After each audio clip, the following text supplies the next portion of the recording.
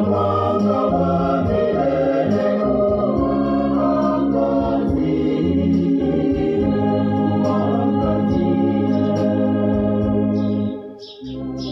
Bwana Mungu ndiwe wokovu wetu, binadamu wote tumaini lao ni wewe. Bwana uwape raha ya milele na mwanga wa milele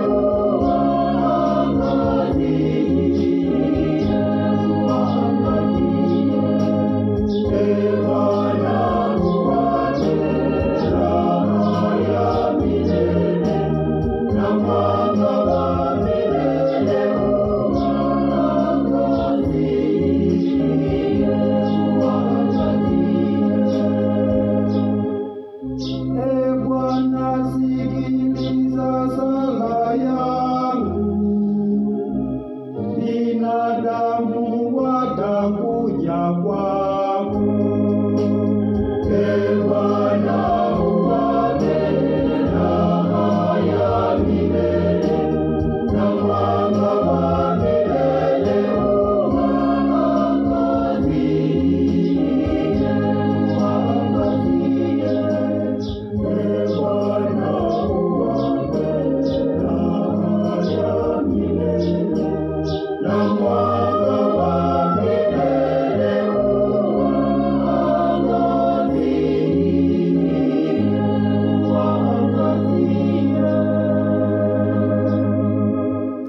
Yesu Kristo. Wapendwa watazamaji, leo tunajifunza imani yetu kuhusu toharani.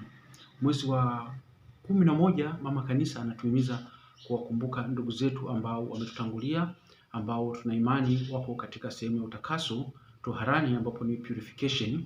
Kwa hiyo sisi kama Wakatoliki tunakuwa na namna ya pekee kuwaombea, kuwasaidia kwa sadaka zetu na kwa majitoleo mbalimbali. Na katika mada ya leo tutajifunza toharani kuna nini?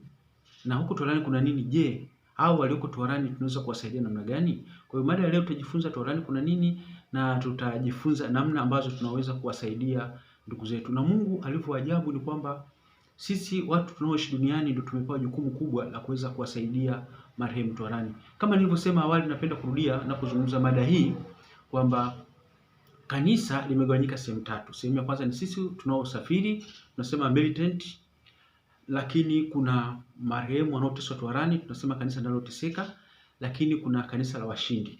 Na utaratibu ambao Mungu ameweka ni wa ajabu.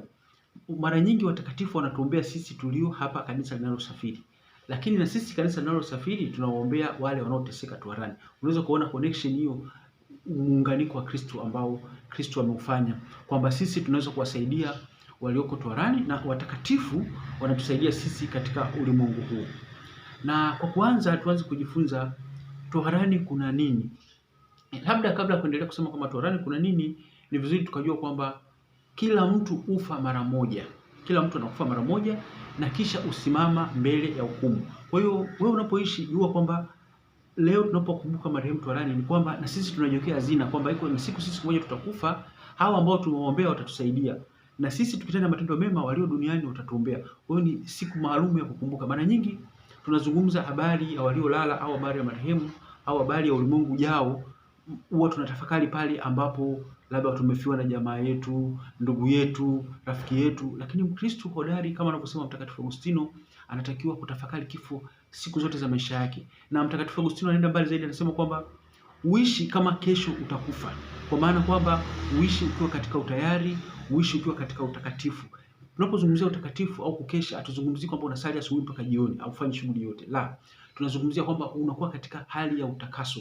Hali ya utakaso maana yake nini? Ni pale ambapo unaishi bila kuwa na dhambi ya mauti. Unapotenda dhambi ya mauti, basi unaungama. Hakikisha kwamba kama umetenda dhambi ya mauti, siku isipite, nenda kanisani kaungame. Na mapadri wapo muda wote kutusaidia. Sidhani kama utaenda kwa padri ukamwambia nataka kuungama akakataa. Hawezi kukataa. Ni kwamba sisi tunakwenda kuungama na tunatakaswa. Lakini kitu kingine ambacho angalizo kabla tujaenda katika mada ni kwamba Mtakatifu Agustino anasema kwamba Mungu alivyotuumba hakutushauri, Lakini katika ukombozi anatushirikisha. Kwa lugha nyingine, katika ukombozi Mungu anatuuliza, na Mungu anataka utayari wetu. Yaani unapotaka kukombolewa, Mungu anasikiliza utayari wetu. Je, uko tayari kukombolewa? Ni kweli Yesu alitufia pale msalabani kama tunavyoona, lakini pamoja na kwamba kutufia msalabani, Yesu anataka tushiriki mateso yake. Yesu anataka tushiriki ukombozi. Kwa hiyo ukombozi wetu uko kama robot. Ndio maana unasikia kuna watu wanapotea. Kwa sababu gani? Mungu ameweka uhuru.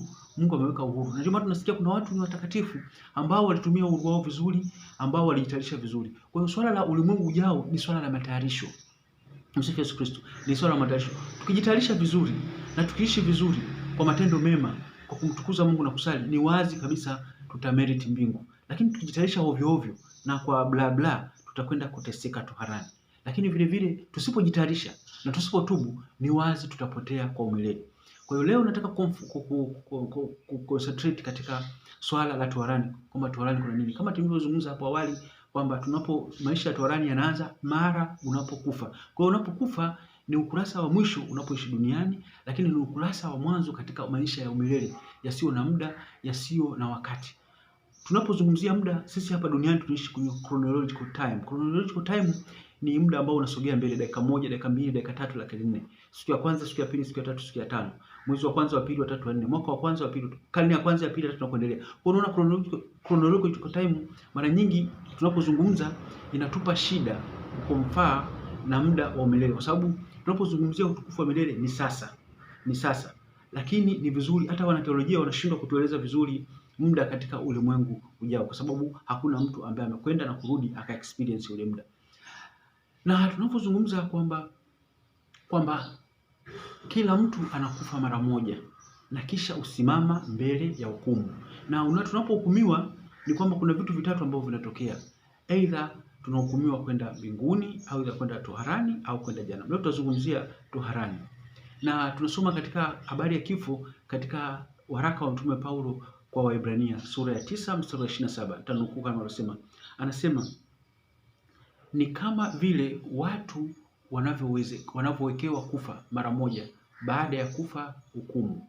Unaona, Paulo anatuambia kwamba katika maisha lazima ni kama vile watu wanapowekewa kufa mara moja na baada ya kufa hukumu. Kwa hiyo pale unapokufa, pale ndipo unapohukumiwa. Na hukumu inakuja kwamba aidha umekwenda mbinguni au umekwenda toharani au umekwenda jehanamu. Lakini leo tuna focus kuhusu toharani. Na Mtakatifu Agustino anazungumza kifo, anasema kwamba mambo yote maishani, mema au mabaya, si hakika isipokuwa kifo ni hakika. Anatuambia kifo ni hakika. Kipo kwa ajili yangu na kipo kwa ajili yako. Hiyo ni Mtakatifu Agustino. Lakini tukisoma kama mfano mzaburi, katika Zaburi ya 89 habari anasemaje? Tanukuu. Anasema mwanaume gani atakayeishi asione mauti? Atakayejiokoa nafsi yake na mkono wake wa kuzimu? Mwisho kunukuu. Kwa hiyo unaona kwamba hapa mzaburi anatuambia kwamba lazima kifo kipo na tujitayarishe. Kwa hiyo kama kifo kipo, ni illogic au itakuwa ni kichekesho kama hatutaweza kujitayarisha. Kwa hiyo siku hii mwezi wa 11 tunafundishwa sisi, licha kuombea marehemu toharani, tunafundishwa kwamba kuna kifo. Sio kama ule msomo anasema ponda mali kufa kwaje, yaani kwa maana kwamba kifo kipo, kije kisije, you don't care. Hapana, ni lazima tuwe na matayarisho. Lakini kama nilivyosema kwamba baada ya kifo kuna matokeo matatu. Kuna tokeo kwamba unaweza kwenda mbinguni, umekwenda toharani, au umekwenda jehanamu. Lakini leo tutazungumzia toharani kuna nini na kwa nini tuzungumzie toharani, na walio toharani wanateseka na kitu gani, au tunaweza kuwasaidia na kitu gani? Kwa hiyo ni mada yetu ambayo tutaizungumza siku leo. Kwa mfano, katika kanisa Katoliki tunaamini kwamba imani yetu inatufundisha kuwa toharani ni mahali pa mateso ambako haki ya Mungu inawatakasa. Tunasema ile haki ya Mungu inawatakasa roho ambao hawakutakata kabisa walipokuwa hapa duniani na hata walipokufa, ili kuweza kufika mbinguni. Maana mbinguni hakuna kitu au najisi kinachoweza kuingia. Na hiyo tulisoma katika kitabu cha Ufunuo sura ya 21 mstari wa 27. Anasema, na ndani yake hakitaingia kamwe chochote kilicho kinyonge, wala yeye afanyaye machukizo na uongo, bali wale walioandikwa katika kitabu cha uzima wa mwana kondoo.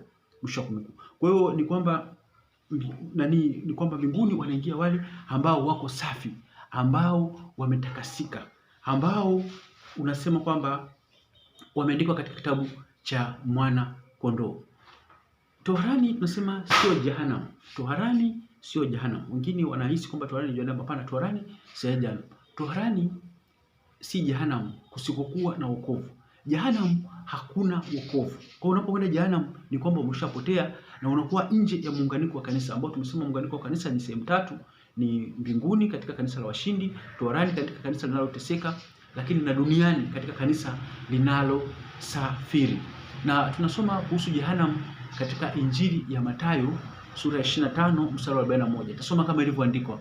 Anasema, kisha akawaambia na wale walioko mkono wake wa kushoto, ondokeni kwangu mliolaaniwa, mwende katika moto wa milele alikowekewa tayari Ibilisi na malaika zake. Mwisho wa kunukuu. Kwa hiyo unaweza kuona kwamba jehanamu ni sehemu ambayo ukienda umekwisha potea moja kwa moja, lakini toharani sio jehanamu. Toharani, kwa hiyo waliokwenda toharani ni watu walioenda kwa matumaini, hawajapotea bado. Tunaweza kusema ni watakatifu in potential, kwamba ni swala la muda tu, lakini watamuona Mungu katika utukufu. Kwa hiyo tunasema toharani ni moto unaounguza. Tunasema kwa lugha metaphorical language kwamba ni moto unaounguza kwa kutakasa. Ni mahali pa machozi ambapo watu wanajuta makosa yao. Watu wanajuta makosa yao, lakini vile vile ni pale utakaso unapokamilika. Mungu waita watu hao karibu naye. Baada ya utakaso kukamilika, Mungu anawaita mahali pao patakatifu, mahali pake patakatifu. Kwa hiyo tunaweza kusema toharani ni mahala pa adhabu ya muda. Haitakuwepo tena baada ya hukumu ya mwisho. Tunasema baada ya kiyama kutakuwa hakuna toharani. Lakini swali linakuja, kwa nini wanatakaswa kwa mateso? Ile ni swali ambalo watu wanauliza, kwa nini wanatakaswa kwa mateso? Ni swali zuri, lakini sisi kama Wakristo lazima tujue kwamba mateso ndio Kristo aliyotukomboa, na mateso ni njia inayotumiwa na Mungu kututakasa. Inayotumiwa na Mungu kutakasa. Kwa hiyo tunasoma katika waraka wa Mtume Paulo kwa Waebrania sura ya 12 mstari wa 6, anasema, maana yeye ambaye Bwana ampenda humrudi, naye humpinga kila mwana amkubalie. Mwisho wa kunukuu. Kwa hiyo unaweza kuona kwamba Mtume Paulo anatuambia kwamba Mungu anapotupenda anatutakasa. Anatutakasa kwa nini? Kwa mateso. Anatutakasa kwa mateso. Kwa anasema maana yeye ambaye Mungu anampenda basi humtakasa kwa mateso.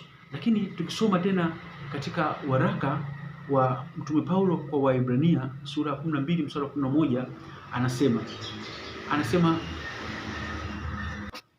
katika waraka wa Waebrania sura ya 12 mstari wa 11, tusoma kama ilivyoandikwa. Anasema, kila adhabu wakati wake haionekani kuwa kitu cha kufurahisha, bali cha huzuni, lakini baadaye huwaletea wao waliozoezwa nayo matunda ya haki yake yenye amani. Kwa hiyo Paulo anatuambia kwamba adhabu ambayo tunapata kwa ajili ya utakaso, wakati mwingine tuone kwamba inakuwa ni kitu ambacho hakifurahishi, lakini mwisho anasema kwamba wakati mwingine kinatuletea matunda mema.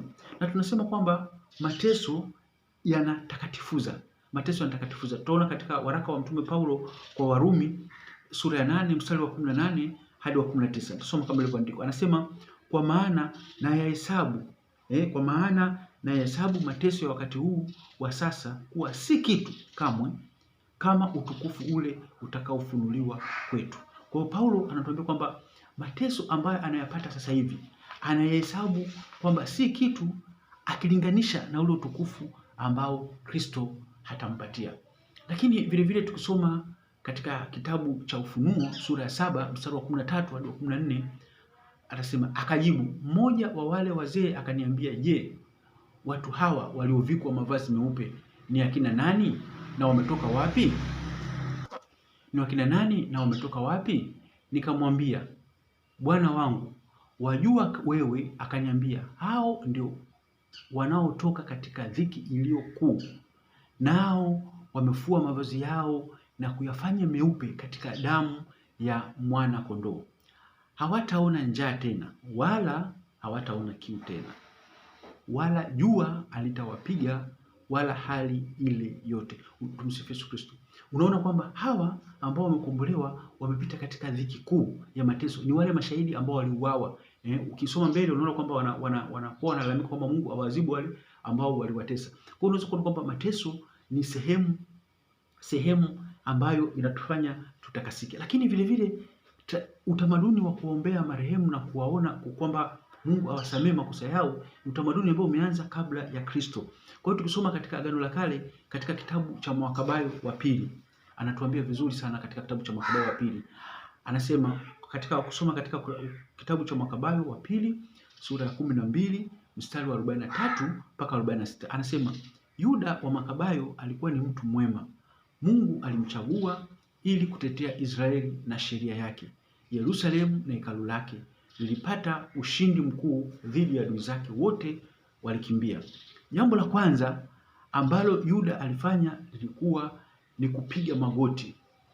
Kupiga magoti kumshukuru Bwana wa majeshi. Kumshukuru Bwana wa majeshi.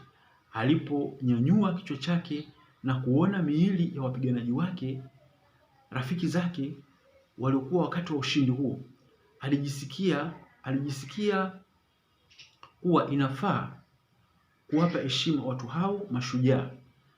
Aliwakusanya kwa heshima na kuwazika katika makaburi ya baba zao. Alifikiria kuhusu roho za mashahidi hao wafia dini.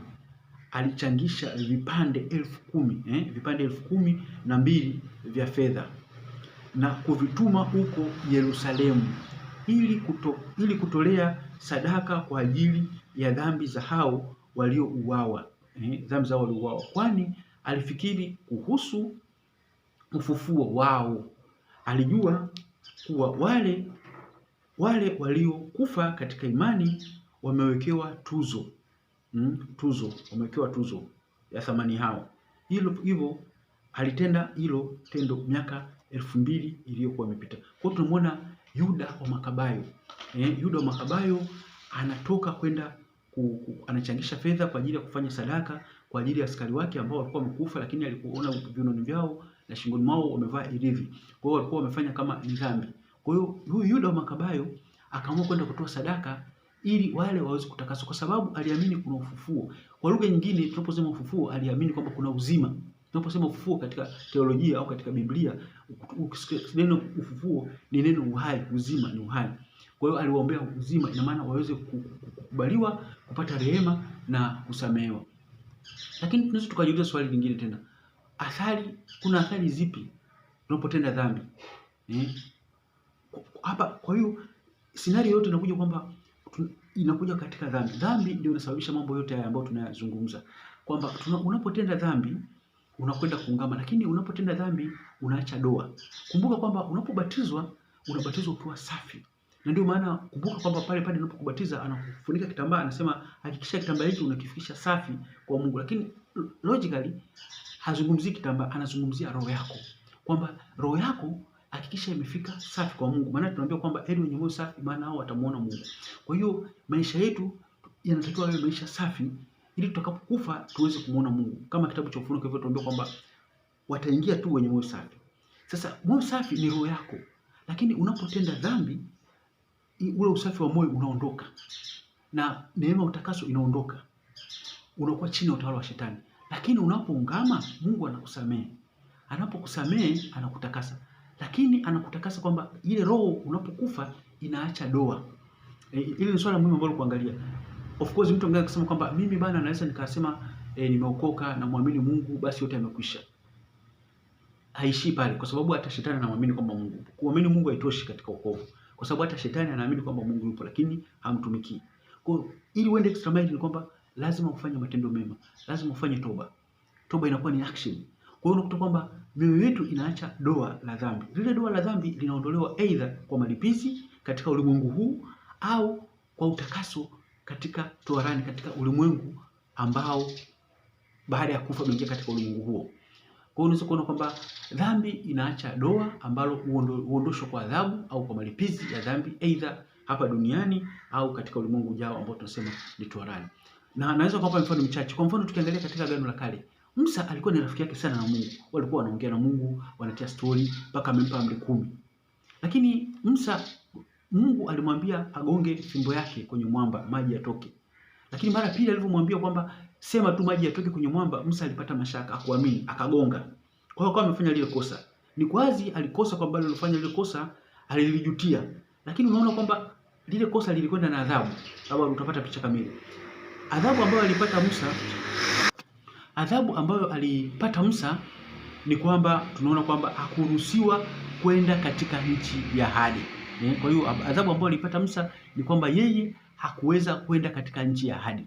Kwa hiyo hiyo ilikuwa ni adhabu alitumikia kwenda katika nchi ya ahadi. Lakini hiyo adhabu ilikuwa ni nzuri kwa sababu baada ya Musa kufa tunaona kwamba yuko mbinguni, kwa sababu tunaona aliongea na Musa na Elia na Musa kwamba, kwa hiyo unakuta kwamba kuna adhabu zingine ambazo unapozifanya hapa, kama anavyosema Padre Pio anasema kwamba unaweza kuiondoa toharani yako hapa kwa kusali sana na kwa malipizi na sadaka. Lakini tunaona vile vile tunamuona Zakayo katika Injili. Zakayo katika Injili ya Luka sura 19 mstari wa kwanza kusoma mpaka wa 9, Zakayo alitubu. Alipotubu alifanya na malipizi. Watu wao wanaangalia kwamba Zakayo, lakini unaona kwamba Zakayo anafanya malipizi. Anaondoa lile doa la dhambi alilofanya. Na maana Zakayo anasema kwamba alitoa zaidi ya mara 4 kwa sehemu ya malipizi yake dhidi ya wokovu wake. Ukisoma katika Injili ya Luka sura ya 19 mstari wa kwanza hadi wa 9, anasema Zakayo akasimama akamwambia Bwana, tazama Bwana, nusu ya mali yangu nawapa maskini. Anasema nusu ya mali yangu nawapa maskini, na ikiwa nimemnyang'anya mtu kitu kwa hila, namrudishia mara 4. Kwa hiyo anakuambia kwamba anamrudishia mara ngapi? Mara 4. Kwa sasa swali linakuja, kwa nini Yesu asimwambie bwana Zakayo, nimeshafika kwako, wokovu umeshafika, hayo unayoyafanya usiyafanye? Why? Kwa sababu wokovu ni process. Kwa hiyo uweze kusema kwamba nimemwamini Yesu tu basi kila kitu kimekwisha. Lazima uende zaidi, uende extra mile. Unaona, kwa hiyo unaona kwamba adhabu unapoungama malipizi yale inatakiwa utakaswe zaidi. Haitoshi. Hiyo inapenda kuirudia sana, kwa sababu wakati mwingine tunapata misconception idea kwamba bana, mimi nikishamwamini Yesu Kristo basi ameshanifia, ameshafanya nini? Hapana. Yesu anataka ushiriki mateso yake. Ndio maana amesema kwamba mtu akimpenda ajikane mwenyewe, ajikane nafsi yake, abebe msalaba wake na kunifuata. Kwa nini asiseme kwamba nimeshamaliza mateso, kwa hiyo basi nyinyi relaxini, laleni. Mimi nimeshamaliza mateso, nyinyi mnaweza mkalala, mnaweza mkafanya nini? Kwa nini anasema hivyo? Hapana, kwa sababu Yesu ametoa incarnation, ametoa mwili. Kwa hiyo ameshiriki binadamu wetu, lakini na vile vile yeye anataka tushiriki Mungu wake katika mateso, katika kujikana, katika kubeba msalaba. Ndio maana Padre Pio anasema kwamba unaposhiriki mateso ya Kristo unafanana na Kristo. Unaposhiriki mateso ya Kristo unafanana na Kristo. Kwa hiyo concept ya mateso, kwa nini tunafanya malipizi? Ni kwa ajili ya kujitakasa na kushiriki zaidi katika kazi ya Kristo. Ndio maana katika vitu ambavyo malaika anapenda angekuwa navyo, wakati sisi hatujui, malaika angependa kujitesa, angependa kujisadaka, kwa sababu malaika wanajua kwamba wanapojitesa kwa ajili ya Kristo wanafanana na Kristo, wanatamani wafanane na Mungu, lakini hawana hiyo opportunity kwa sababu malaika hawana mwili. Malaika hawana mwili. Kwa hiyo tunaona kwamba mateso ambayo ni muhimu, kwa sababu kwa hiyo mateso ya Kristo, watu wanauliza kwamba kwa nini ufanye malipizi wakati Kristo alishakufa? Hapana, ndio Kristo alishakufa. Kristo mateso yake yalikuwa ni access. Yaani tunapoza access, yalituingiza katika kukubalika kwa Mungu. Kwa sababu kabla ya Kristo kufariki, kabla ya Kristo kufa msalabani, ina maana chochote ulichofanya Mungu asingekipokea. Lakini Kristo kwa mateso yake amebariki ili matendo yetu yawe na baraka mbele ya Mungu, ili sadaka zetu ziwe na maana mbele ya Mungu, ili sadaka zetu zimpendeze Mungu. Ndio maana ya Yesu kufa msalabani, kwa sababu ametupa access. Ni sawa kama mtu anakupa harusini, hata ungekuwa na mbwembe namna gani, kama hujapewa kadi ya kuingia ndani, huwezi kuingia unless. Kwa hiyo tunaposema Yesu amekufa msalabani, ni kwamba ametupa access ya kuingia katika milki ya kimungu au katika ufalme wa kimungu. Kwa hiyo tunapoingia katika ufalme wa kimungu lazima tumtolee Mungu mateso yetu, sala zetu. Kwa hiyo hili ndio lengo ambalo Kristo anataka tulifanye. Kwa mfano, tukiangalia katika Injili ya Mathayo sura ya 10 mstari wa 38, Yesu anasema mtu akitaka kunifuata abebe msalaba wake anifuate. Mwisho wa kunifuata. Kwa hiyo Yesu anatuambia kwamba mtu akitaka kunifuata abebe msalaba wake anifuate. Kwa nini asiseme kwamba mimi nimeshabeba msalaba, uhitaji? Kwa nini? Do you see the logic? Wakati mwingine hapa watu wanatupotosha kwa kauli ambazo sizo. Kwa hiyo kiteolojia ni kwamba sisi Kristo anataka tushiriki mateso yake. Na ndio maana ya ukombozi. Ukombozi una sehemu 3. Kwanza, usali kwa bidii, ufanye matendo ya huruma, lakini ushiriki na mateso ya Kristo. ndio unakuwa unapata kitu, unapata compact, unapata ule ukamilifu wa mateso wa ukombozi. Ukamilifu wa ukombozi uko katika mambo matatu.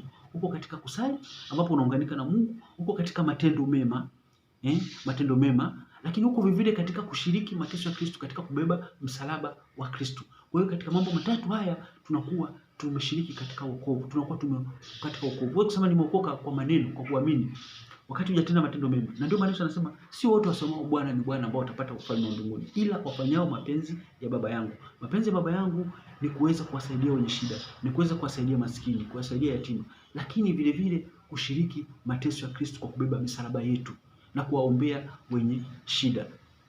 Lakini Mtakatifu Agustino anasema kwamba Mungu alivyotuumba hakutuuliza, lakini anavyotukomboa Mungu anatuuliza, anataka tushiriki. La sivyo Mungu angetukomboa automatically kama maroboti. Lakini kama Mungu ametukomboa kama wanavyosema watu kwamba Yesu alishakufa, we don't need, hatuhitaji kufanya kitu cha ziada, hatuhitaji kufanya matendo ya nini kwa sababu kila kitu kifanyika msalabani. Si kweli, hayo ni maneno potofu. Ni kwamba Mungu anataka tushiriki Mungu wake. Ametupa utukufu kuliko malaika, kwamba tunashiriki ubinadamu wake, tunashiriki katika mateso, na ndio maana tunashiriki katika ukombozi. Kama ingekuwa kwamba merit za Yesu zimeishia pale msalabani, basi watu wasingeenda jehanamu. Watu wanakwenda jehanamu kwa sababu Mungu ametuachia uhuru wa kuweza kuchagua, lakini sio kuchagua tu na kusema namkiri Yesu, lakini kutenda. Kwa tunapotenda tunakuwa tumeshiriki vizuri. Kwa hiyo hilo ni jambo la msingi ambalo nilitaka kukulisisitiza. Lakini swali lingine, wakati tunaangalia marehemu toharani ambao wanafanya malipizi yao, swali linakuja tena, ni kwa nini malipizi yanahitajika kwa duniani na toharani? Kwa nini tufanye malipizi baada ya dhambi? Kama nilivyosema, unapotenda dhambi inaacha doa, ambalo hilo doa licha kusamehewa, umeshasamehewa, lazima ufanye malipizi na lazima utakaswe either duniani au mbinguni. Ni kwa nini? Labda tusome katika waraka wa Mtume Paulo sura 12 mstari wa kwanza. Tutaona ni kwa nini tunafanya hivyo. Paulo anasema, basi ndugu zangu, na wasii kwa huruma zake Mungu, na wasii kwa huruma zake Mungu, itoeni miili yenu iwe dhabihu, itoeni miili yenu iwe dhabihu iliyo hai, takatifu, ya kumpendeza Mungu, ndiyo ibada yenu yenye manufaa. Mwisho wa kunukuu. Narudia tena, sikiza kwa makini. Kwa nini tufanye malipizi?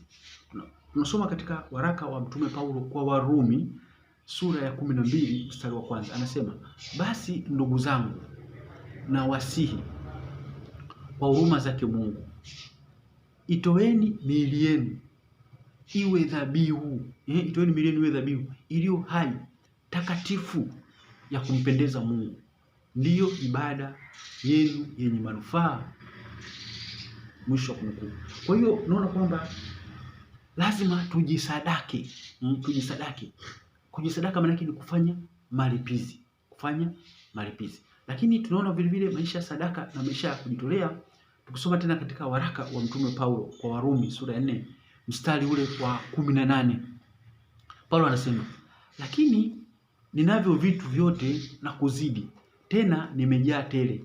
Nimepokea mkono wa Epafrodito vitu vile vilivyotoka kwenu, harufu ya manukato, sadaka yenye kibali, impendezayo Mungu.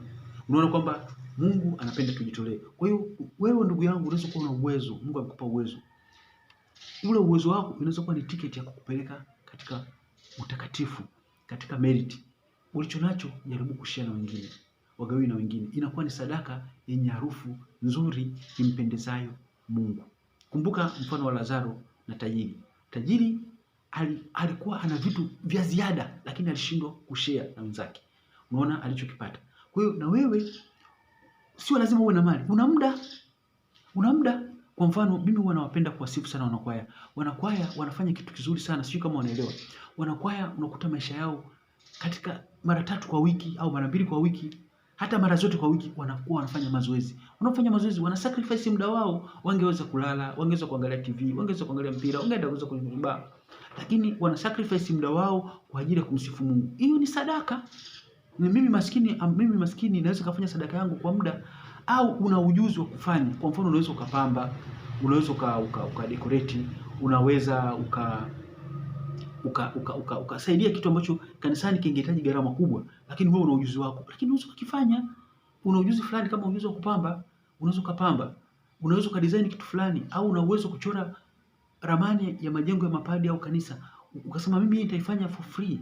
Hizo ni sadaka ambazo zina manukato mazuri. Kwa hiyo unaona kwamba sadaka ni sio kwamba kupigwa mijeledi, lakini ukatoa kitu ambacho kitaweza kusaidia wengine au kulisaidia kanisa au jumuiya yako au jamii ya Mungu, kinakupa extra mile. Kwa hiyo kwa mfano tunasoma kwamba Yesu anatuambia tujisadaki, tufanye malipizi, maana yake tujisadaki. Na tunaipata katika Injili ya Mathayo sura ya 10 mstari wa 39. Anasema mwenye kuiangamiza nafsi yake, anamwambia Yesu, ataipoteza. Naye mwenye kuipoteza nafsi yake kwa ajili yangu ataiona. Sasa ndio swali nauliza wale ndugu zangu. Kama unavyosema kwamba Yesu amekufa msalabani, hatuwezi kujitesa kile tulichofanya. Kwa nini Yesu atuambie tuangamize nafsi zetu? Kwa nini Yesu atuambie kwamba nafsi zetu tusipozipoteza tuzipate? Si ameshafanya yote msalabani? Ni wazi kwamba Yesu anataka sisi tushiriki utukufu wake. Sisi tushiriki utukufu wake. Ndio maana anasema kwamba mwenye kuiangamiza nafsi yake ataipoteza, naye mwenye kuipoteza nafsi yake kwa ajili yangu ataiona. Ndio mambo tunapozungumza malipizi. Kwa hiyo tunaweza kusema kwamba hakuna jambo kubwa linaweza kutufananisha na Yesu kama kushiriki mateso yake. Labda tutakupa mfano mmoja. Padre Pio mtakuwa mnamfahamu wengi. Padre Pio tunasema the stigmata. The stigmata. Yesu alimpa madonda 5. Padre Pio alikuwa na madonda 5. Na katika maisha yake yalikuwa ni maisha ya mateso, maisha ya malipizi. Alifanya malipizi kwa ajili yake, kwa ajili ya wakosefu na kwa ajili ya marehemu toharani. He was bleeding na alikuwa anatoa damu lakini yenye harufu nzuri. Waliokuwa karibu yake wanasema kwamba ile damu ilikuwa kutoka katika madonda ya Padre Pio ilikuwa ni damu yenye harufu nzuri, damu yenye mvuto. Lakini alibleed almost 25 years of his life. Lakini siku moja kabla ya kufa yale madonda yalistop kubleed na akupata maumivu, na siku moja akafa. Lakini maisha yake yote yalikuwa ni maisha ya malipizi. Mtu mtakatifu namna hii, Padre Pio, mtakatifu wa daraja la juu, alikuwa anajitesa. Kwa nini mimi na wewe tuogope malipizi? Ina maana malipizi yetu tusipoyafanya hapa duniani kama anavyotuambia Padre Pio, tutayafanya toharani ambapo wanafanya ndugu zetu. Kwa hiyo na sisi lazima tujifunze kwamba lazima tuwe watu wa malipizi, tuwe watu wa kujisadaka, ndipo tutakapoweza kuwa utakatifuzwa, tutakapoweza kuwa watakatifu, ili tuweze kwenda mbinguni pasipo doa wala mawaa, pasipo doa wala mawaa. Lakini sio Padre Pio alikuwa na madonda. Tunamwona Mtakatifu Francisco wa Assisi. Mtakatifu Francisco wa Assisi alikuwa Yesu alimpa zawadi ya madonda 5. Alikuwa na madonda 5. Unaona, Yesu alimpa zawadi. Lakini tunamuona tena mtakatifu mwingine, Mtakatifu Rita wa Calcia. Kuna watu wengi wao wanapenda kuomba maombi kwa Mtakatifu Rita wa Calcia. Wakati mwingine nasikia bana, ukiomba kwa Mtakatifu Rita wa Calcia ukosi. Kwa nini? Kwa sababu yule Mtakatifu Rita wa Calcia alimpenda Mungu na Mungu alimpenda kihivi kiasi kwamba fadhila alizonazo kwa ajili ya mateso ya Kristo, watu wanapoomba kwa maombezi yake hawakosi, kwa sababu Rita wa Calcia alikuwa na madonda 5. Kwa unaona Mtakatifu Rita wa Calcia ambaye watu wengi wanampenda, wanamsifu, anawasaidia, na ni vizuri watakatifu wanatusaidia. Lakini huyu Mtakatifu Rita wa Calcia ambaye tunampenda na tunamsifu sana, kwamba ukimuomba kitu ukosi, alikuwa na madonda 5, aliteseka, alifanya malipizi makali sana, na Mungu Yesu alimpa madonda 5. Lakini kuna mtakatifu mwingine, Mtakatifu Veronica wa Giuliani. Huyu alikuwa na stigmata, naye alikuwa na madonda 5. Lakini kuna Mtakatifu Catherine wa Siena, Doctor of the Church, mwalimu wa kanisa, alikuwa na madonda 5. Lakini tuna mtakatifu mwingine, Mtakatifu Gemma Galgani, alikuwa na madonda 5. Mtakatifu Gemma Galgani naye alikuwa ana madonda 5. Kwa hiyo unaweza kuona kwamba malipizi ni kitu cha lazima. Malipizi ni kitu cha lazima, wala sio kinatusaidia. Kwetu kinatusaidia, maana yake ni funguo ya utukufu. Kadri unapopata mateso mengi kwa ajili ya Kristo, ndivyo kadri unapopata utukufu kwa ajili ya Kristo. Labda tutapa mfano mmoja. Mtakatifu Teresia wa mtoto Yesu, unasema the little flower. Mtakatifu Teresia alikuwa, kwa sababu ya kuishi maisha yake ya utakatifu, wenzake hawakumuelewa. Walikuwa hawamuelewi kabisa, na walikuwa wanamdharau, wanamsema vibaya, na wanamdharau hata kwa maneno mbele yake. Sasa huyu mtakatifu alikuwa anaongea na Yesu. Yesu akawa anamtokea. Siku moja akamwambia Yesu, mbona mimi watawa wenzangu wananidharau, wananisengenya? Yesu akacheka akasema, mimi ndio nimewaruhusu. Akashtuka, umewaruhusu? Akasema, ndio nimewaruhusu. Kwa nini? Yesu akamwambia, mimi na watu wanaoteseka sana ndio naowapenda. Mtakatifu akamwambia, Kama ni hivyo basi Yesu huwezi kupata marafiki, kwa sababu wewe marafiki zako ni watu wanaopata mateso, ni watu ambao wanadharaulika, ni watu ambao hawathaminiki. Basi utakuwa na marafiki wachache sana. Yesu akatabasamu. Kwa hiyo unaweza kuona kwamba malipizi ni sehemu yetu ya maisha, na watakatifu wote watafute katika utafiti unaojua. Hakuna mtakatifu ambaye hapata mateso. Watakatifu wote walipata mateso kwa njia moja au nyingine. Kwa mfano tunaona mitume wote walikufa kifo cha ushahidi, waliuawa. Ina maana maisha yao yalikatizwa kabla ya muda wao. Kasoro labda mtakatifu Yohane Mwinjili ambaye yeye alikufa katika uzee. Lakini mtakatifu Yohane Mwinjili katika ujana wake alikaangwa kwenye mafuta ya moto, akufa. Kwa hiyo unaweza kuona naye alipitia mateso. Lakini wataalamu wa maandiko wanasema kwamba mtakatifu Yohane Mwinjili alipata mateso ya kisaikolojia kwa sababu yeye wakati Yesu anateswa alikuwa anamuona. Yuko kwa Pilato, anabeba msalaba, anapigwa, anakwenda, alikuwa anamuona. Kwa hiyo yeye alikuwa ana mateso ya kisaikolojia. Na maana ile hali ilimpa uchungu sana katika akili yake kumuona bwana wake aliyekuwa anampenda anateswa, anavuliwa nguo, anaaibishwa pale msalabani. Kwa hiyo na yeye alishiriki mateso kisaikolojia. Sio kama mwili kama wenzake ambapo walikufa, lakini kisaikolojia unaona kwamba ilimwathiri. Ni kama wewe unamuona baba yako anaibishwa au anafungwa. Huwezi kufanya kitu chochote wala mwili huwezi kutoka damu, lakini utakuwa na uchungu ndani. Ndio ambao Yohana mateso aliyopata, psychological torture. Ambapo wataalamu wa maandiko wanatuambia kwamba na yeye mateso aliyopata ni kumuona bwana wake anavyodhalilishwa, anavyopigwa mpaka alipokufa msalabani, anaposhushwa msalabani, ni mateso alikuwa anayapata katika uchungu. Kwa hiyo unaweza kwamba malipizi ambayo tunapata katika mateso ni sehemu ya maisha ambayo yanatukamilisha. Kumbuka kwamba tunapozungumzia toharani tunazungumzia ukamilifu. Hapa duniani hakuna kazi iliyokamilika na hatujakamilika. Kwa hiyo tunahitaji, kama tujakamilika vizuri, tunakamilishwa kwa mateso. Na labda nyingine swali lingine ambalo unaweza kuuliza, kuna faida gani kuwa toharani? Kuna faida gani kuwa toharani? Toharani kuna faida nyingi, itazungumzwa kwa uchache kama zaidi ya faida 6. Kwanza kabisa, tukiwa toharani au walioko toharani wanakuwa free na dhambi. Ina maana hawawezi kufanya dhambi, wako free, hawatendi dhambi. Faida ya kwanza ni kwamba hawatendi dhambi. Kumbuka kwamba dhambi ndio zinaturudisha nyuma. Yote haya ya malipizi ni kwa sababu ya dhambi. Kwa sababu zile dhambi zimeacha madoa mengi ambayo yanatakiwa tuyafanyie kazi. Kwa hiyo advantage ambayo ya kwanza wanayopata marehemu toharani ni kwamba hawa wanakuwa hawatendi dhambi wala hawatamani kutenda dhambi. Sisi tunaweza kuwa duniani lakini tunatamani dhambi zingine zinatutamanisha. Unazijua ni dhambi gani? Kila mtu anajua dhambi inamtamanisha. Lakini wale hawatamani kutenda dhambi. Maana yake hawatendi dhambi wala hawatamani kutenda dhambi. Siku zote wanakuwa ni watu ambao wanajua utukufu wa Mungu. Hiyo ni faida ya kwanza. Na katika faida ya kwanza kutotenda dhambi ndio watakatifu. Kitu cha kwanza cha kuwa wewe mtakatifu ni kustop sinning, yani kuacha kufanya dhambi. Ndio hatua ya kwanza ya utakatifu. Kwa sababu unapostop kufanya dhambi unapunguza mlolongo wa mambo ambayo ungeweza kufanya toharani. Kwa hiyo the more unapoishi bila dhambi ndio unakuwa karibu na Mungu na ndio unapunguza tohara yako. Kwa hiyo ni muhimu sana kuogopa dhambi, ni muhimu sana kuacha dhambi. Dhambi ina madhara makubwa sana. Lazima tutafakari hili. Tusichukulie poa tu. Dhambi ina madhara makubwa sana. Wakati mwingine tuyaone vizuri, lakini katika ulimwengu ujao tutayaona kwamba dhambi ina madhara makubwa sana. Lakini faida nyingine ya pili ya toharani ni faida gani? Tunasema waliopo toharani wana 100% ya kumuona Mungu. Ni swala la muda tu. Kwa hiyo walio toharani wana advantage kuliko sisi. Unajua sisi hapa duniani wakati mwingine tukicheza vibaya, tusipocheza vizuri muda wetu, tunaweza tukapotea moja kwa moja jehanamu. Lakini waliopo toharani wao wana guarantee 100% kwamba muda wao ukiisha tu ni mbinguni. Mtoto mmoja aliniuliza kwamba eti ukiwa toharani unakuwa katikati ya jehanamu na mbinguni. Ni kweli? Mtoto mmoja aliniuliza. Jibu ni kwamba ni no. Ukiwa toharani hauna garantia kudondoka jehanamu. Ukiwa toharani hatua ya pili inayofuata ni mbinguni. Lakini ukiwa jehanamu ni kwa umilele.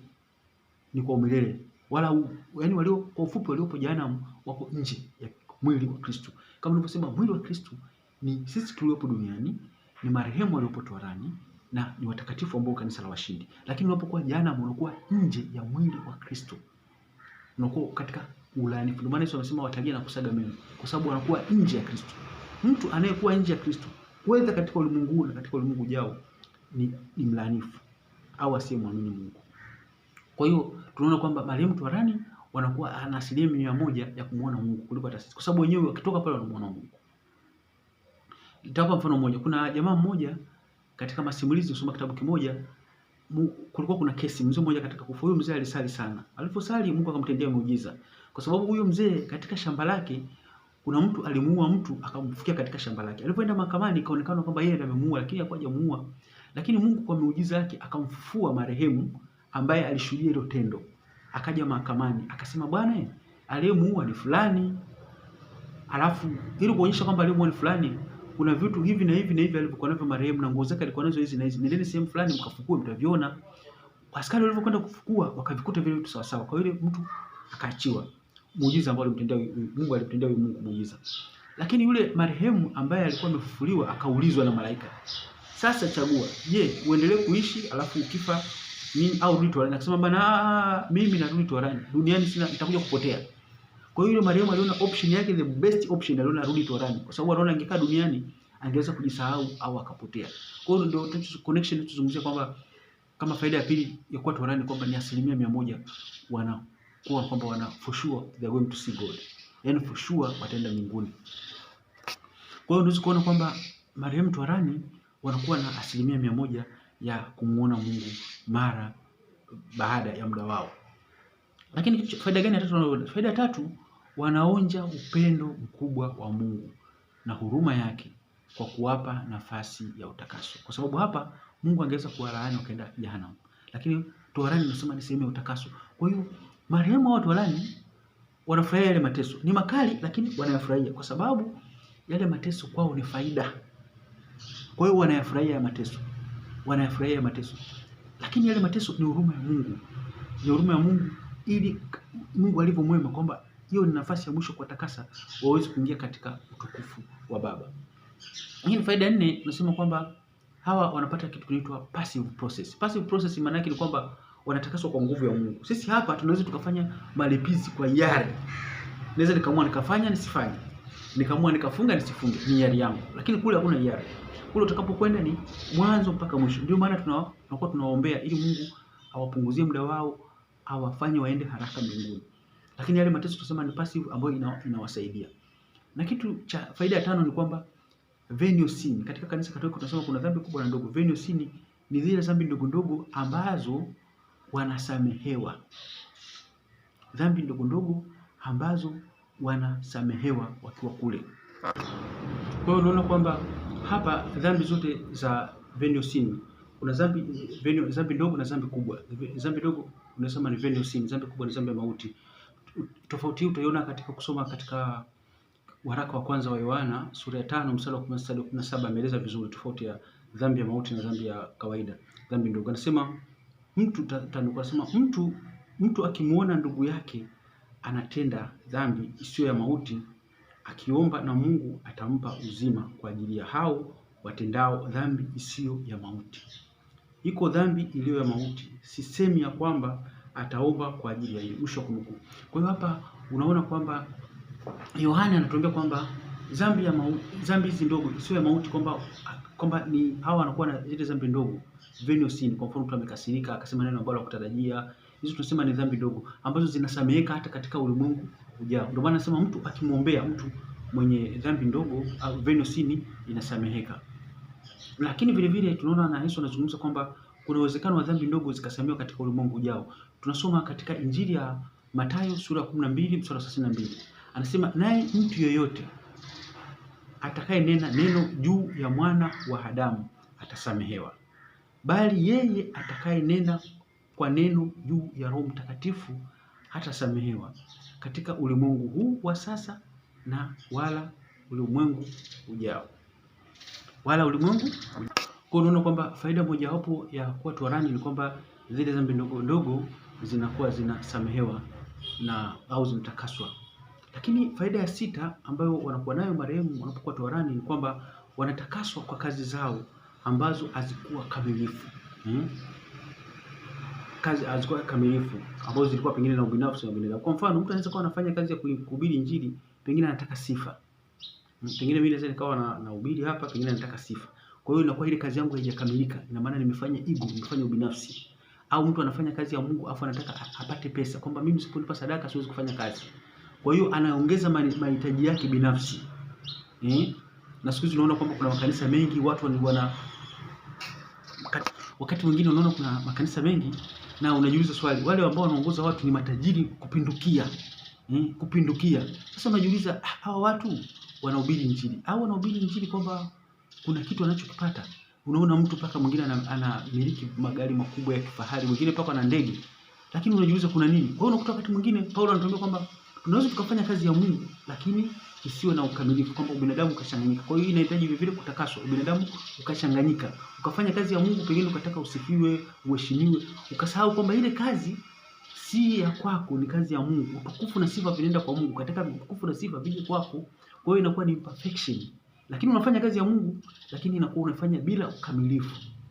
Kwa hiyo ndio maana nakwambia, ndio maana Paulo anazungumza kwamba anasema kwa kazi ambazo hazikuwa kamilifu, na maana zilikuwa na ubinadamu baada ya kuwa na Mungu pale. Na tunasoma kwa vizuri katika waraka wa Mtume Paulo kwa Wakorinto wa kwanza sura ya 3 mstari wa 15 hadi wa 15. Paulo ameeleza vizuri hii concept. Anasema maana siku ile itadhihirishwa. Paulo anasema siku ile itadhihirishwa kwa kuwa yatafunuliwa katika moto. Yatafunuliwa katika moto, ule moto wa kutakasa. Na ule moto wenyewe utaijaribu kazi ya kila mtu. Yaani kazi ulizofanya zote za Mungu za nini? Ni ya namna gani? Je, ni ya kujisifu mwenyewe au ni ya mtukuza Mungu? Kazi ya mtu aliyoijenga juu yake, ikikaa atapata thawabu. Kama hiyo kazi ilikuwa na utimilifu na ilikuwa ina nia inamtukuza Mungu, inapata thawabu. Anasema kazi ya mtu ikitokea atapata hasara, na maana ile kazi haikuwa na ukamilifu. Ila yeye mwenyewe ataokolewa kama ni kwa moto. Ataokolewa. Unaona? Kwa hiyo Paulo anasema kwamba kuna yale matendo ambayo tuliyafanya bila ukamilifu, kwa sababu mbinguni vinakwenda vitu vingi kamilifu, kwa hiyo lazima vitakaswe. Kwa hiyo Paulo anasema vitatakaswa kwa moto. Ameeleza vizuri Paulo katika waraka wa kwanza kwa Wakorinto sura ile ya 3 mstari wa 13 hadi wa 15. Unaweza kusoma kwa muda wako utaelewa vizuri. Lakini ninachozungumza ni kwamba Paulo amezungumzia toharani kwa mtindo huo kwamba inatakasa yale ambayo hayakuwa makamilifu. Hatuzungumzii dhambi tu, lakini kuna ule ukamilifu ambao tunatakiwa tutende atukutenda. Kwa mfano, unapoenda katika kanisani, baada ya sema na kumngamia Mungu Mwenyezi, kwani nimekosa mno kwa mawazo, na kwa kutotimiza wajibu. Unajua hii kutotimiza wajibu wakati mwingine tunaichukua poa. Lakini kama wajibu wako, kwa mfano ni wajibu wako kwa Mungu kutoa sadaka kanisani, ni wajibu ambao unatakiwa kufanya. Kwenda labda Dominika, kuhudhuria Dominika ni wajibu. Kufunga mara moja kwa mwaka Jumatano ni wajibu. Kuungama. Vitu hivi unaweza kuvichukua poa, lakini wakati mwingine ndio vinatufanya tunakwenda toharani, kwa sababu hatuvichukui kwa userious unaotakiwa. Kwa hiyo vinatufanya tusiwe wakamilifu. Kwa hiyo inatakiwa kututimiza, nasema kwa kututimiza wajibu. Unajua wakati mwingine tunaona wajibu si kitu sana, lakini kututimiza wajibu wako kuna kupunguzia wewe ukamilifu. Kwa hiyo unatakiwa kama ni baba wa familia, hakikisha familia yako unaisaidia kwa 100%. Ukiacha mwingine akasaidia, na maana hujatimiza wajibu wako, tayari na mapungufu ambayo utakuja kusahihishwa katika ulimwengu ujao. Lakini faida nyingine ambayo ya kuwa toharani ni kwamba ni faida ya utakaso, ambayo ni ukamilifu wa kwenda mbinguni baada ya utakaso. Lakini tunaona kwamba faida ipi ambao wanapata? Utaona katika toharani kuna faida ambayo kuna watu ambao wameshapata, ambao wako katika ulimwengu wa utukufu, kwamba hawa wamepitia toharani na sasa hivi wako katika utukufu wa Baba. Kwa sababu tumesema walio toharani ni watakatifu in potential. Kwa hiyo wanapomaliza mateso yao tayari hawa ni watakatifu. Ni swala la muda tu.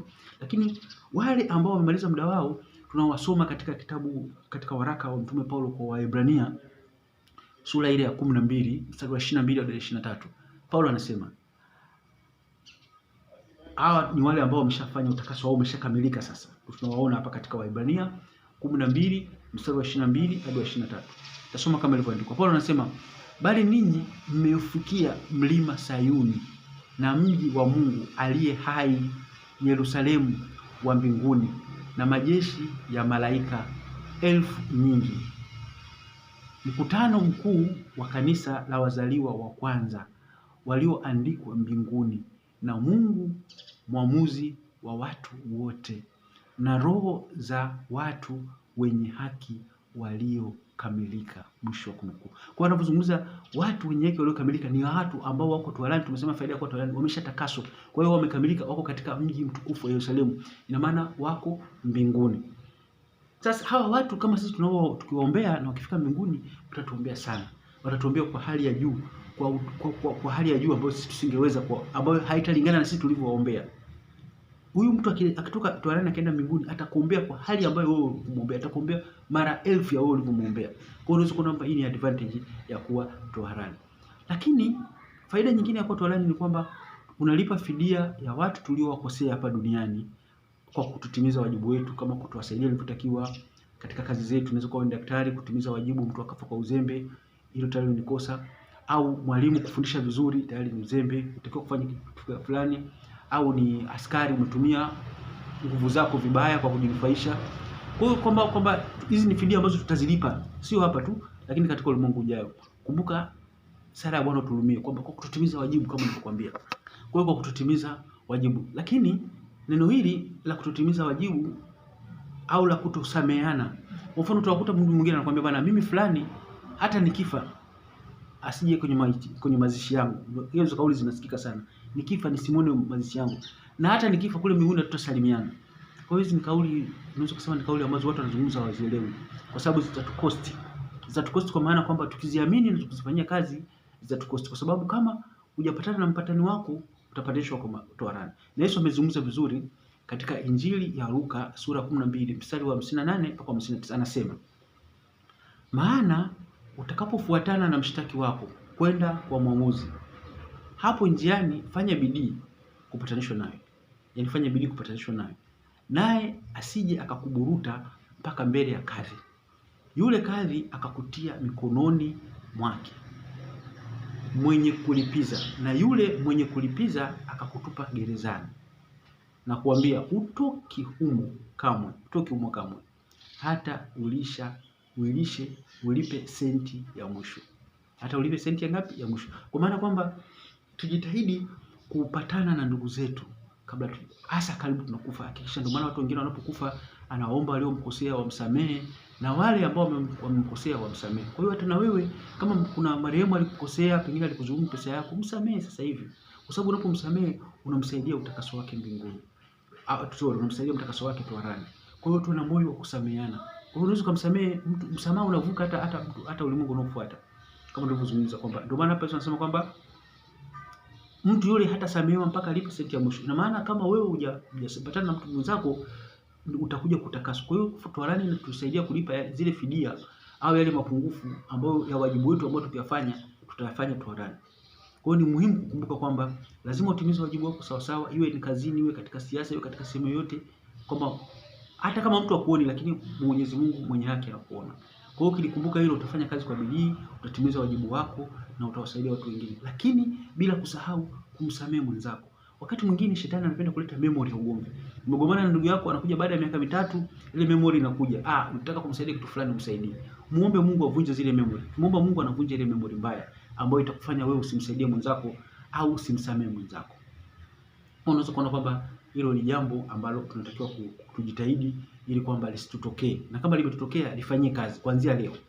Kama una ndugu zako umekosana nao, ukapatane nao, waombe msamaha, wapige magoti, ni faida kwako. Kwa sababu watakaporidhia msamaha wako, ni wazi utakuwa katika hali nzuri. Utakuwa umeshafanya tohara yako hapa duniani. Usisubiri kuifanya kule. Lakini swali lingine tunajiuliza, kwa nini tuwaombee marehemu toharani? Kwa mfano leo tarehe 2 tunafanya ibada ya kuombea na tutafanya misa, makanisa mbalimbali duniani wanafanya ibada ya kuombea hawa. Kwa nini? Lakini hii tunaipata katika maandiko. Ukisoma katika waraka wa Mtume Paulo kwa Timotheo wa pili sura ya 1 mstari ule wa 16 hadi 18, Paulo anasema, Bwana awape rehema wale walio mlango wake, Onesiforo, maana mara nyingi aliniburudisha, wala akuonea haya mnyororo wangu, bali alikuwapo hapa Rumi, alinitafuta kwa bidii akanipata. Bwana na hampe kuona rehema machoni pa Bwana siku ile, na jinsi alivyonihudumia kwa mengi huko Efeso, wewe unayajua sana. Mwisho wa kunukuu. Kwa hiyo unaona kwamba Paulo hapa anazungumzia, anamwombea huyu Onesimo alikuwa naye, wanaishi naye. Kwa hiyo ni wazi kwamba kwamba tunapoombea marehemu wanapata rehema, wanapata msamaha, wanapata kutakaswa. Huyo ni utamaduni ambao kama nilivyosema kutoka kwa Makabayo wa pili tumeangalia sura 12, 43-46, lakini vile vile na Paulo ametuambia. Lakini vile vile tunaweza kuona msingi wa kuombea marehemu. Lakini tukiangalia vile vile katika barua ya waraka wa Paulo kwa Wakorinto wa kwanza sura 19 mstari wa 29, Paulo anasema, au je, wenye kubatizwa kwa ajili ya wafu watafanyaje? Kama wafu hawafufuliwi kamwe, kwa nini kubatizwa kwa ajili yao? Kwa nini kubatizwa kwa ajili yao? Mtoto mmoja ananiambia, kwani wafu wanabatizwa, mbona wameshakufa? Hili ni swali ambalo watu wengi wanauliza, wakati mwingine tunapata misinterpretation ambayo sio nzuri. Ni kwamba tunapozungumza ubatizo tuzungumzie maji tu. Unajua unapozungumza ubatizo concept ya maji inakuja. Lakini hapa Paulo anazungumzia kwamba ubatizo hapa anazungumzia kama utakaso.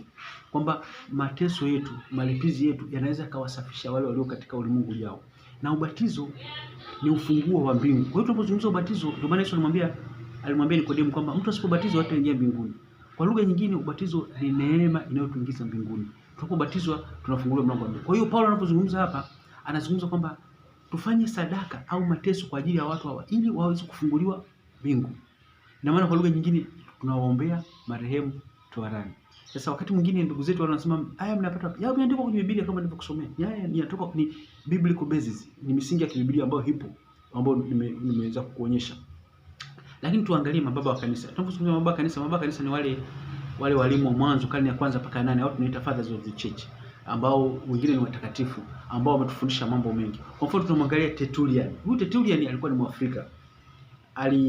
Katika karne ya 200 aliishi miaka 211. Anazungumzaje Tertullian? Katika vitabu vyake alivyoandika kuhusu Torani, hajaandika Torani kama Torani, ila ameandika concept ambayo unaona ni ya Torani. Tertullian anaandika hivi.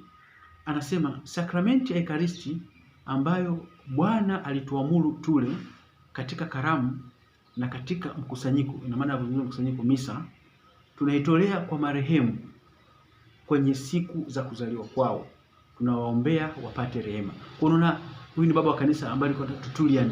Anatuambia kwamba tunaweza tukawasaidia marehemu toharani kwa kuombea ibada ya misa. Kwa mfano kama leo tarehe 2 makanisa duniani kote ni siku ambayo misa inatolewa kwa ajili ya na siku ya leo marehemu wengi wanatoka toharani. Wengi sana wanatoka toharani.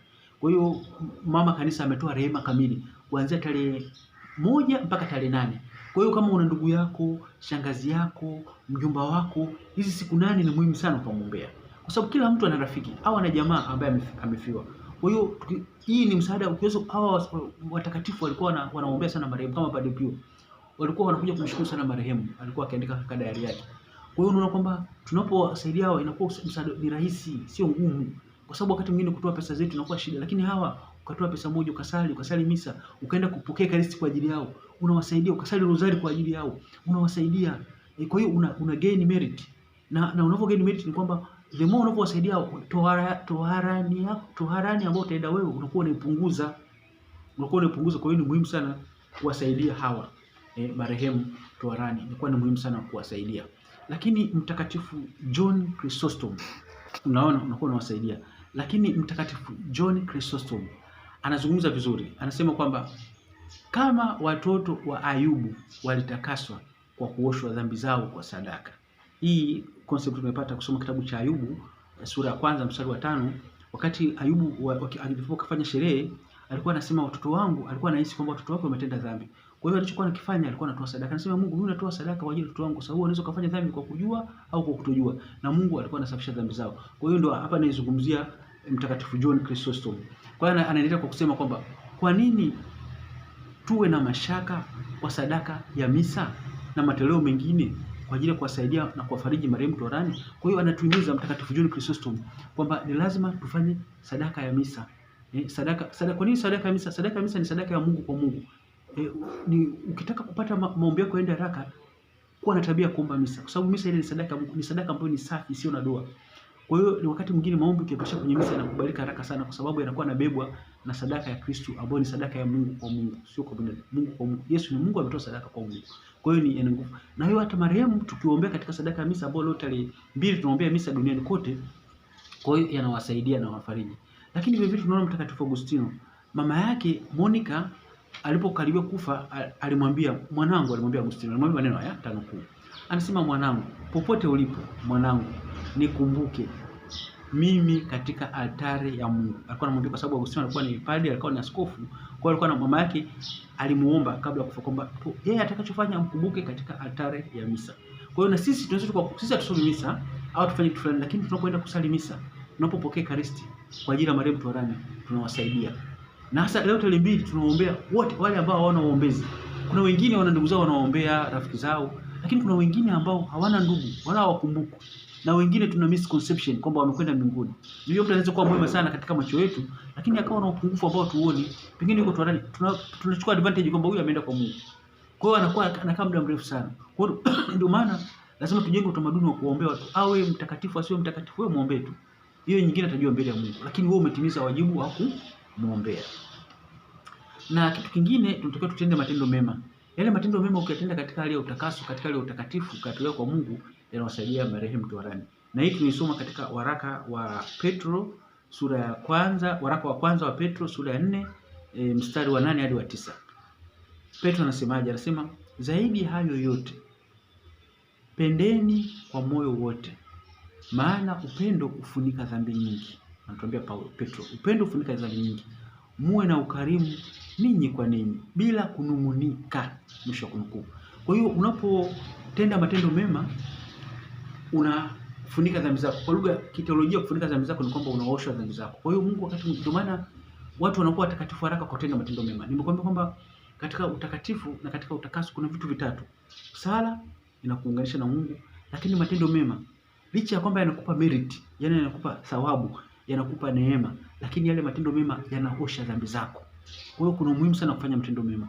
Lakini tunapozungumza unaweza kufanya matendo mema kwa ajili ya marehemu toharani. Lakini kuna kitu kingine, mateso, ambayo nimesema kwamba unabeba msalaba wako unamfuata Kristo. Kwa hiyo vitu vitatu hivi ambavyo marehemu toharani wako katika sehemu ya tatu ya mateso. Maana tunasema kuna vitu vitatu ambavyo vinafanya mtu mkamilifu. Kuna sala, kuna matendo mema, lakini kuna mateso. Haya mateso tunaona yanajionyesha vizuri zaidi katika marehemu toharani. Kwa hiyo hawa wanateseka kwa ajili ya ukamilifu wao. Wanateseka kwa ajili ya kumeriti mbingu, yani kwa ajili ya kwenda mbinguni. Kwa siku ya leo ni tarehe 2 mwezi wa 11, lakini mwezi mzima ni mawazo kuombea marehemu.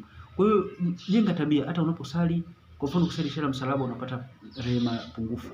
Ni rehema ambayo unapata. Labda topic inayofuata nitazungumzia tunaweza kuwasaidia marehemu toharani kwa namna gani.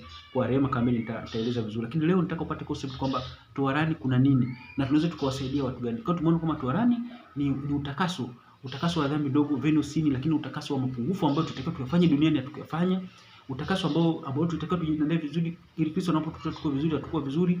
Ni utakaso wa malipizi ya dhambi ambayo tutakiwa kuyafanya baada ya kuungama tukufanye vizuri, kwa tunatakaso. Lakini vile vile tumeona kwamba toharani tunazungumzia positive, kwa sababu unapokuwa toharani una 100% za kumuona Mungu. Toharani ni una experience huruma ya Mungu. Kwa toharani huruma ya Mungu, angeweza kukutupa jehanamu lakini akakuka toharani. Lakini waliopo toharani wanatakaswa, na unapokuwa toharani utendi dhambi wala una kiu ya dhambi, unaona utukufu wa Mungu zaidi. Na toharani inakureflect kwa mbingu gani ilivyo na utamu, kwa sababu wale roho inapokutoka unapokufa, roho huwa inataka mbali sana kumuona Mungu kwa mara moja, lakini bahati mbaya inakuta kwamba haijakamilika au ndio imepotea. Kwa hiyo siku ya leo tutafakari hilo kwamba maisha yetu tuishi maisha matakatifu. Ni sisi ni wadhaifu, tuombe watakatifu watuombee. Tuombe ndugu zetu marehemu toharani na wenyewe watatuombea. Lakini sasa hivi tuombe Mama Maria ambaye ni malkia wa watakatifu, malkia wa sisi tuliopo duniani, malkia wa marehemu wanaoteseka toharani, malkia wa watakatifu wote. Atatusaidia kwa sababu katika hadi za Rozari amesema Mama Maria kwamba wale wanaosali Rozari atawaombea kwa Mungu mateso yao yapungue na watatoka toharani haraka. Kwa unaweza kuona kwamba bado tuna advantage, tuna muda bado sisi tulipo duniani. Kwa tutumie muda wetu vizuri. Nawatakia siku njema ya kuwakumbuka marehemu wetu. Tusichoke kuwaombea, tuwaombee mpaka tutakapokufa. Tusiombee leo tarehe 2 tu au mwezi wa 11 tu. Tuwaombee siku zote mpaka tutakapokufa. Tumsifu Yesu Kristo, vivo Kristus. Nawatakia siku njema.